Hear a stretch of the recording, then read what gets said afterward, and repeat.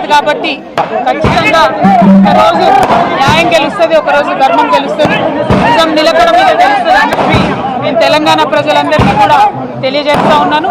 ఆ రోజు కోసం ఖచ్చితంగా పోరాటం చేస్తూనే ఉంటాం. ప్రజాక్షేత్రంలో ఇంకా బలంగా పనిచేస్తాం. కేసీఆర్ గారి నాయకత్వంలో రాష్ట్ర వ్యాప్తంగా జరుగుతున్నటువంటి అనేక పోరాటాల్లో కూడా పాల్గొంటాం.